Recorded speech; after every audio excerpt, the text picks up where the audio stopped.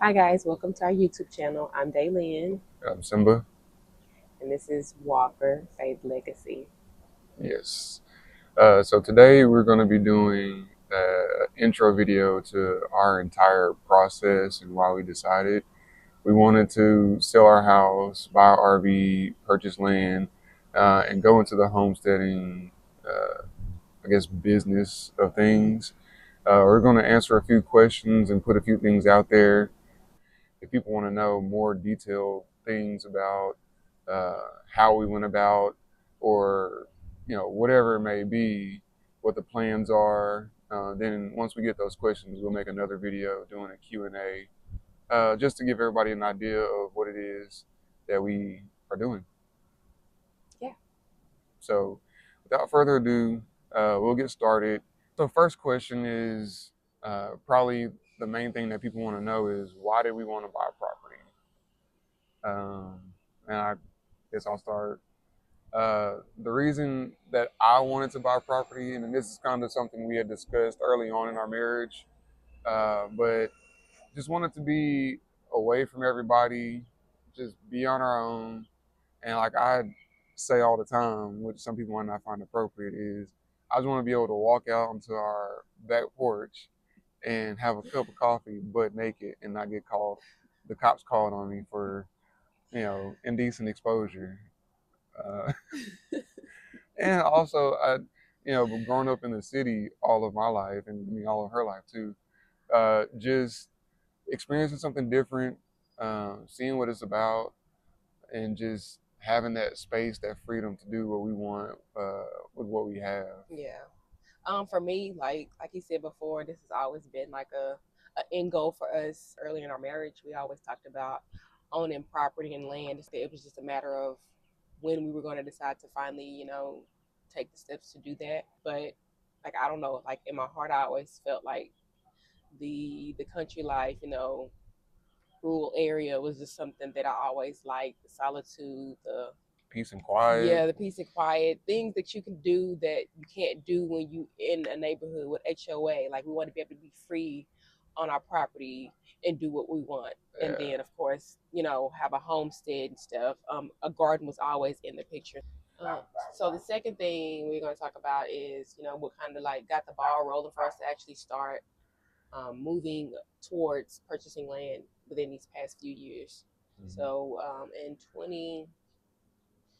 2022, I decided to, I was like, I don't even remember what yeah, year it is half the in time. 2022, I decided to leave education. I was a middle school teacher and coach.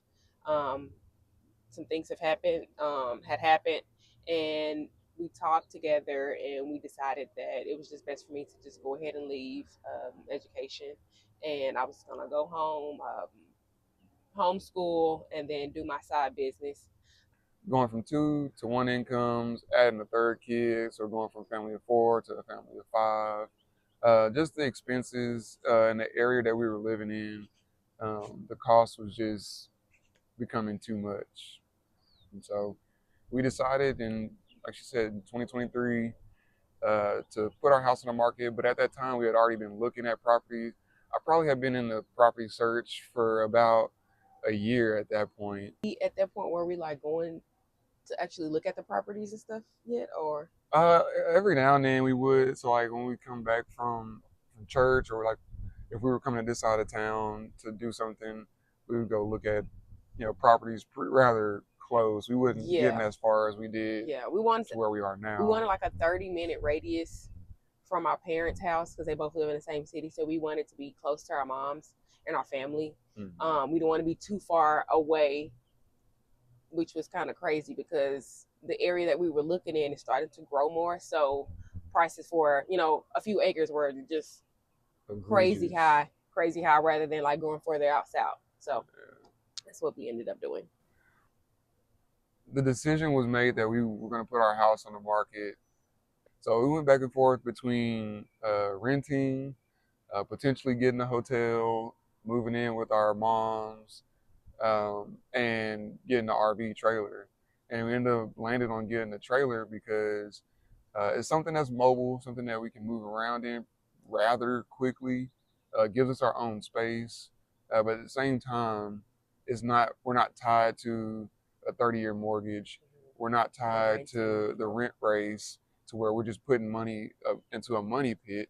We actually can buy a trailer, have a sense of ownership, still have our own space, but be able to move freely if need be, and something that we can pull with the vehicles that we have now. And so we started the search of looking for trailers to accommodate a family of five. Which is not easy. Yeah, with with the vehicles that we have, um, and I would say we were a little naive coming into the whole process of buying travel trailers because we were first timers. Um, didn't really know or do too much research into the whole process because we were kind of in a bind. Yeah, Like, pushing on time. yeah, the house going on the market, um, needing somewhere to go, needing a place to be, and being able to move with this thing with the stuff that we had. Yeah.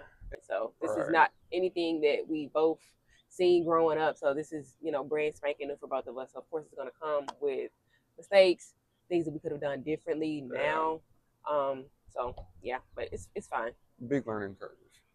When we're talking about these generational curses, paving a new path, sometimes you just have to be the ones to bear the burden of trial and error. Yeah. Um, there is a lot of frustration when it comes to this process. Not even going to try and pretend like it's not. Um, and it's a lot of leaning on your faith, talking to God, understanding that uh, in order for this to work, there's going to be some growing pains. There are going to be some doors shut, uh, some tests failed. And so coming into the process, we kind of had that understanding of actually having that land, but being in what some people will call a valley or like just an intermittent place, and not necessarily being out of the property uh, is a test to our faith, the strength that we have, and reliance on the Lord and Him providing the next steps, the ways to get there, and yeah, just being patient. So the next question or Topic. topic that I know people will be curious about is like the size of our camper. How was it downsizing from 1,700 square feet to 300 square feet, and then like how big of a camper did we get? Um, and so just for starters, like downsizing from 1,700 square feet to 300 square feet is a complete culture shock, Hard. like a complete change, 180, Yes. like cold turkey quit, smoking, alcohol, whatever you want to, describe it as, like cold turkey. Yes. Yeah, it was extremely hard, especially for me. Like I need space. I need space to be able to move around. With everything that we're doing, homeschooling, like I just need my areas. Mhm. So the fact that we have a smaller camper and everything is kind of just like bleeding over into each other. I just said that, God is gonna teach us something in at this point and at this stage of the process. So I was just praying for my sanity and that whatever we needed to learn that we would go ahead and learn it so we wouldn't have to be back at this process again or longer than we need to be because we just weren't grasping what we needed to grasp. So this is literally like a daily fight, a daily prayer of just God help me, give us strength to be able to do this and stuff like this, especially with me being a stay at home mom. I'm with the kids here all the time and stuff and whatnot. So Well, it's funny because you said, uh, like being here temporary. We're actually here longer than we want to oh be my God, yes. because when we closed on the property, like our idea was that we would close on the property, then we would go out there, we'd find a building company or a company that would provide a metal building. We were going to do a small shop, outfitted with a couple bedrooms, a little kitchen area, bathroom, just as a temporary means. And so after we closed on our loan, we went back or closed the loan and closed on the property, went back to the lender and said, "Hey, is it okay if we put a metal shop out there. And they said, is it going to be temporary or is it going to be permanent? Because the property still has to appraise for the value that it was closed on. And because it was going to be a permanent on a concrete foundation, they said no, we have to hold off until the closing, which is like October, November, for my mom and grandmother's house being built before we could go out and put any other permanent structures on there. So we went from we're going to close on the property a couple months later, like we were talking about April, May, being out on the property in Man. our little shop, Yes. living in it, working on it, building it out, to now we're talking about October, November, and the whole this whole process was focused around getting the travel trailer, being in it for a short duration, and being out of it again. Yes. And so, you know, like we said, the frustrating thing, the roadblock, the wall, that is one of those things that we planned for, got to it, closed door, like brick wall, God Mack said no. truck, whatever you want to call it. Yes. God said, I got it. Sit I got down. something that y'all need to Yes. know, to learn, to work on, Yes. and y'all gonna stay right here for a little bit. Because we were just trying to, at least for me, I can speak for myself. I was just trying to get in and get out of this part of the process because I'm like, this is hard. Mm-hmm. And God was like, nah, you're not gonna be able to learn what you need to learn if you rush through this process. Yeah. So we are here longer than we need to be, and we just kind of like, okay, God, it was trusting. Trusting Him. It was very hard pill to swallow in the beginning. Like when we first got that news, I was literally heartbroken. It took me a little time to kind of just accept it because I was just like, I mean, this is not what we wanted, but I mean, we write our plans, but then God is the one that ordains them and give them approval. So that wasn't what He had for us, and that's okay. We have to learn to be okay with that. So we're gonna backtrack a little bit. Simba was talking about his mom and his grandma house getting built first. So we're going to be doing like a family homestead. Yeah, family homestead, a multi-generational family homestead. I guess that works. And it's going to be us and our 3 girls, and then his mom and his grandma. So we could just be with family. Like this was something that we wanted to do, especially now since we're further out than we expected. We have mom and grandma here to help. But it kind of goes into our next question: what do we plan to do with the property? And like she says, we want to get more into homesteading. We want to get into gardening, self-sufficiency, get back to like a grassroots foundation of way of life. Really in the land, working the land, having some livestock. We want chickens so we can have eggs for us, for our family members, for friends. We want to use the chickens for meat. We've seen that the quality of product that we're starting to get from the stores is becoming less and less reliable. And I'd rather have something on the property ourselves, harvested, and say that I know that I put this or that into it versus the government saying, hey, this is a organic product or this is a USDA approved, FDA approved product, and uh, they're putting chemicals in there, or it's right next to a field that has chemicals and stuff, so it's kind of getting like the overspray. So you get a little byproduct of it. But also, as far as generationally, we wanted something for our girls to have uh, once they get older, something that we didn't get necessarily growing up, and for sure that our parents and grandparents didn't get, and that's getting passed on some generational wealth, some generational things that will put them ahead, just so you can have a start that is not from ground zero. And so going through the growing pains of having to go look for property and the purchasing process and acquiring the loan and this and another, they already skipped 3 and 4 steps at the minimum by having it in the family name already. And we just say, hey, we'll deed this to you as a wedding gift, as a graduation gift, whatever it may be. And so they can take their money and apply it in a different direction, in a different area, as opposed to taking it and applying it for the acquisition. And so now I got to go get more money to go do this and do that.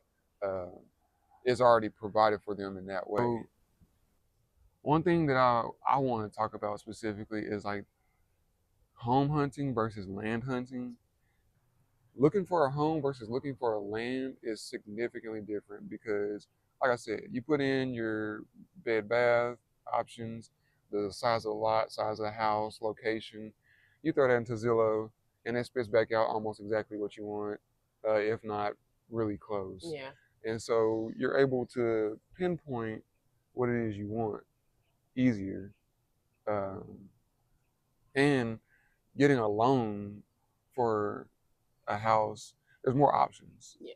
There's more availability because putting a value on a house is a whole lot easier than putting a value on a piece of land, bare land at that. As far as land goes, there's a lot of footwork. Like you literally boots on the ground. Like we see this piece of land. Okay, we can't take it for face value. We have to go and put our shoes on the ground, walk it, look at the area, the accessibility, things of that nature. Yes. Like just in the search part. Yeah, because that was one thing that we realized once we actually started going out to the properties, like the process and the roads to get in there. Was it smooth? Was it hard? Was it feel like we were like getting lost or in the boonies, and was it a little sketchy getting there? So that would kind of make or break certain options that we had. That was good. That would be one thing we would recommend. Actually go and drive out to the properties that you guys are looking at. When you go try to acquire a loan for a land, there are fewer options.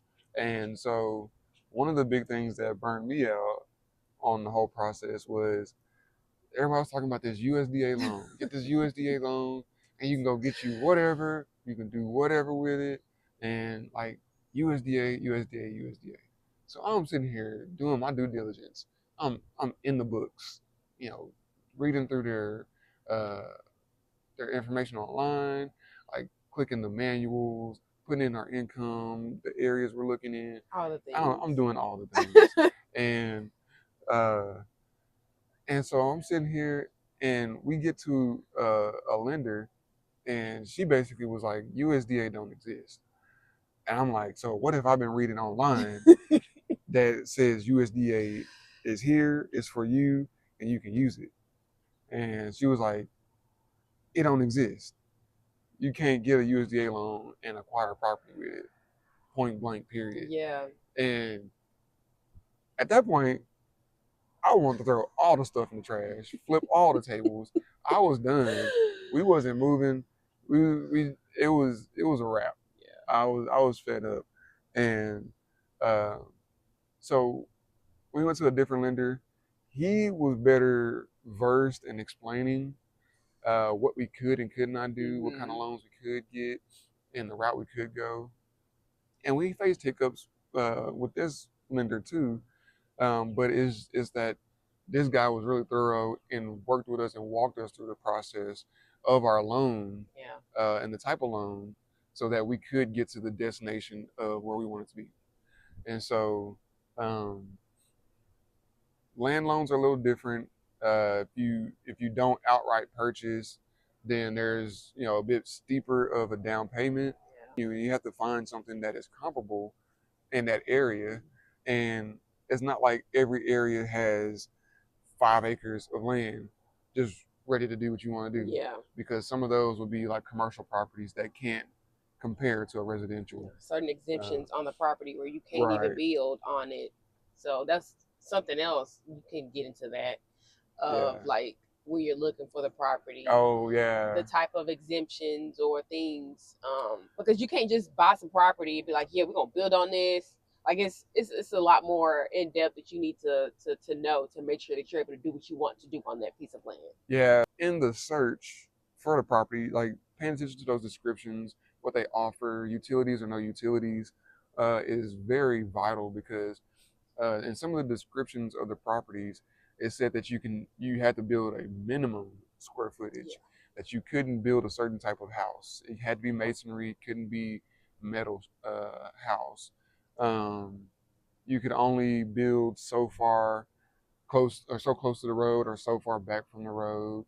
You have to have septic because there's no sewage, things like that. So I would encourage you to pay attention to the descriptions and even have your realtor contact their realtor to get all of the information about the property type, what is allowed, what isn't allowed, mineral rights. Because if a property has mineral rights, that may be something that the current owner is not willing to give up. And so if they hold on to the mineral rights, then if they decide, they want to come back and dig for those minerals or whatever that is, I don't even know. They decide they want to do that, they they can come out there and do that. They would have to get your permission first, but they can come out there and go after whatever it is that they have the rights over on your property.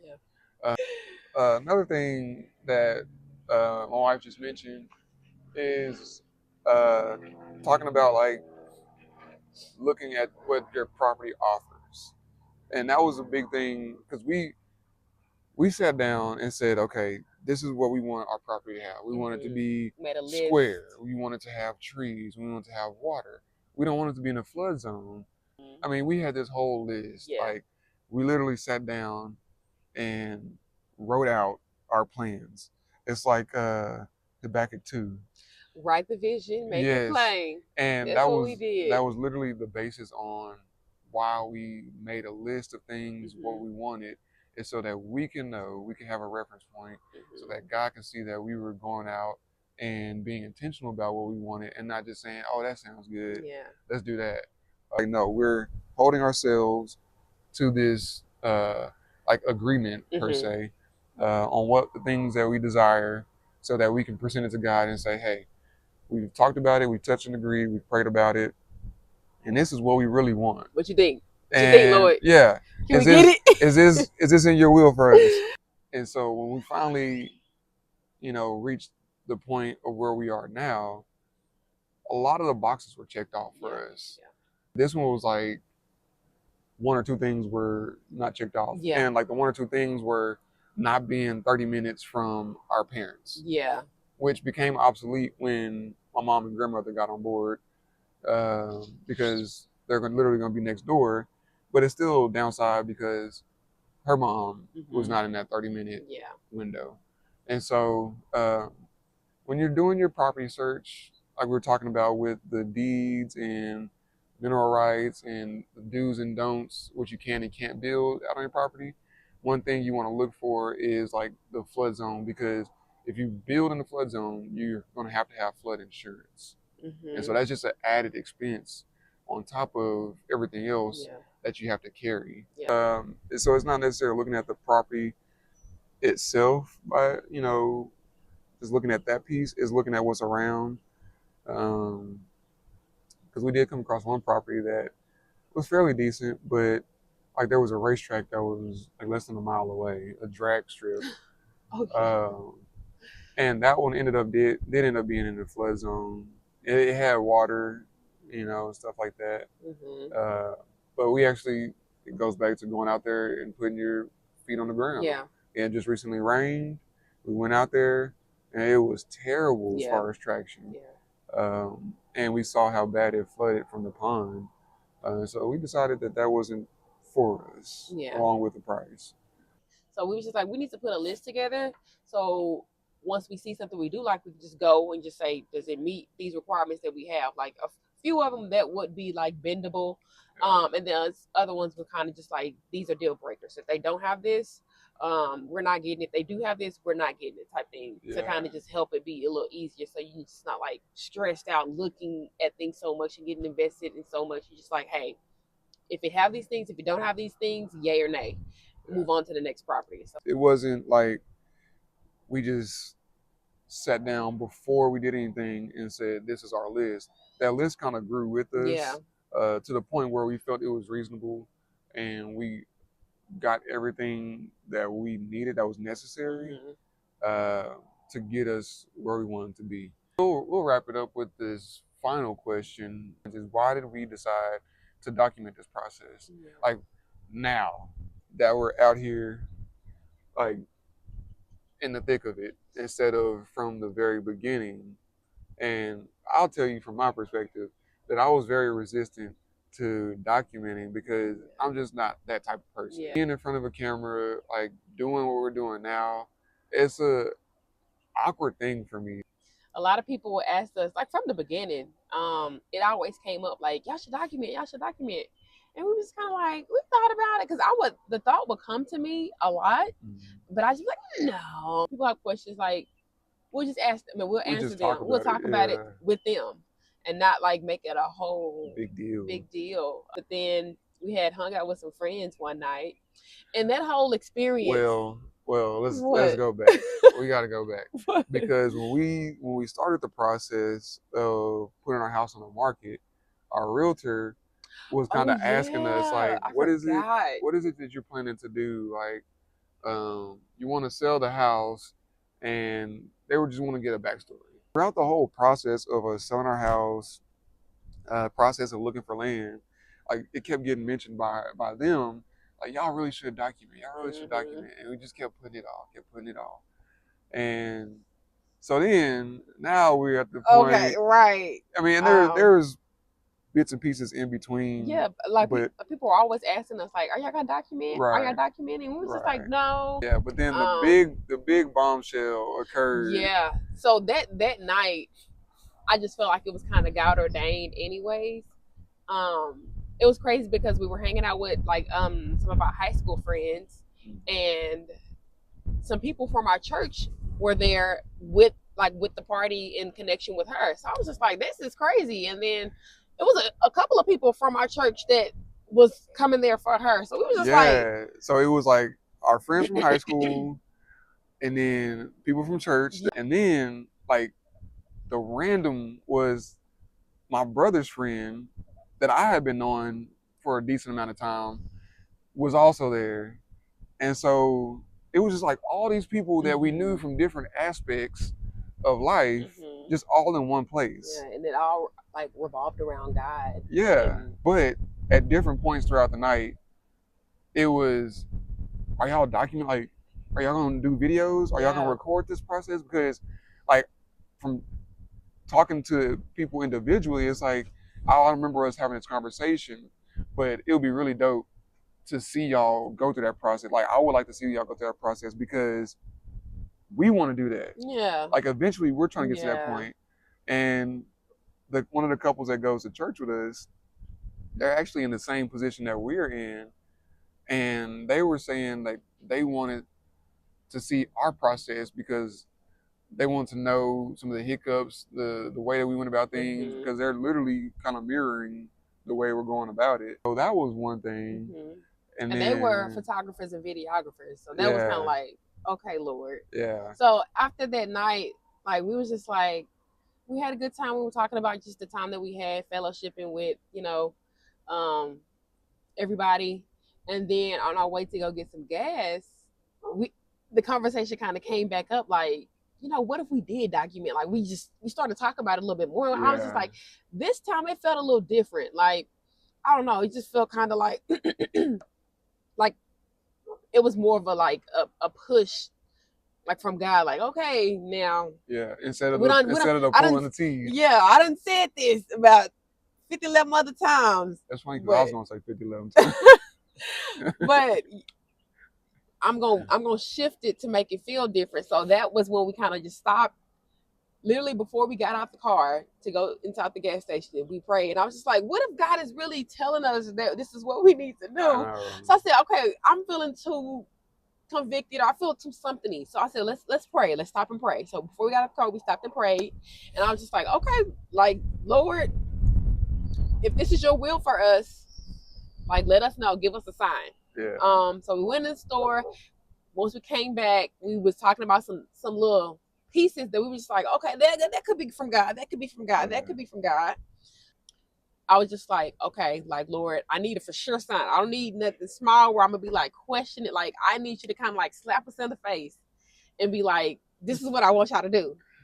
Go to church on Sunday. Oh, man. I don't even know what the title of our message that our pastor was talking about, but he just started talking. He was saying go and show.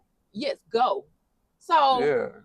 he was saying like how, you know, you've been settled, and you know, God is calling us to move, and he will like make you unsettled to move you because you get so comfortable and doing what you want to do or in things that are comfort to you. He was just like, no, it's not time for that. We got to get unsettled to go and move. Like, let God take you where he's trying to, like, you know, grow you and stuff. So within that message, it was so many things that he was talking about that literally like confirmed for us. I literally was just in church. I just started crying. I just said, yes, yes, God, because I was like, this is all the confirmation that we needed. I literally looked at Simba and he was just like, I was Yeah. like, okay, okay, Lord, like Yeah. we got the answer that we need. We're gonna listen, we're gonna obey, and we're Yeah. just gonna go forward. So then that's when we started just brainstorming, like, how do we want, you know, all of this to go about to start. And we just like, okay, God, this is what you want us to do.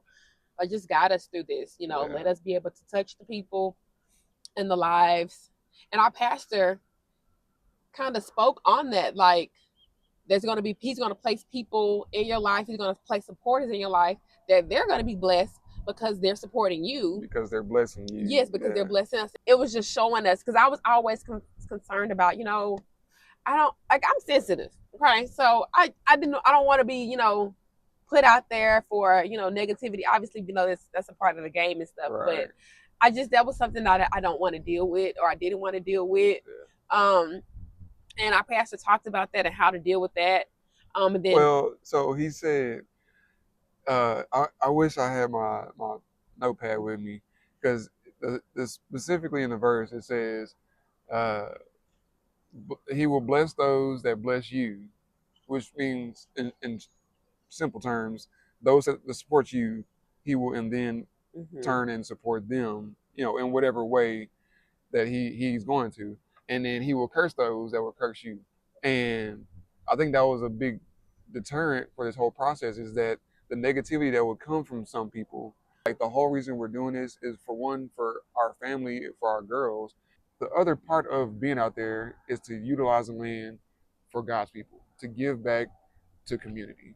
That's the video process, the gardening, the, you know, all of this is a yeah, part literally of, every aspect of this process. yeah. Just like we want to be able to share And share what God has given us. I think that's why the push came uh, with the documenting process, because, like, to go back to that night, like, so many people at different times throughout the night were like in awe of what we were doing, and a little dude scooting, and all of what we were doing, and wanting to know and see the process play out.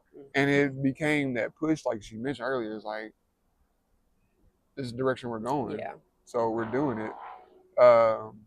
And it's all for his glory, like all for his kingdom. And once we put that lens on it and look from that perspective, it became a much easier pill to swallow and a much easier process to go through, and to be, you know, sold all in on doing it. With that, we'll close out this video. We look forward to making another video, and we'll see y'all later. Yeah. So if this is something that you want to come on this journey with us, like, comment, and subscribe. This is just something that we want to document for others. Hopefully this could be a help to whoever needs the help. If I have any questions, comment down below, and we will try to get back to them as soon as we can. We thank you for your time and your patience. Yeah. Bye. Peace.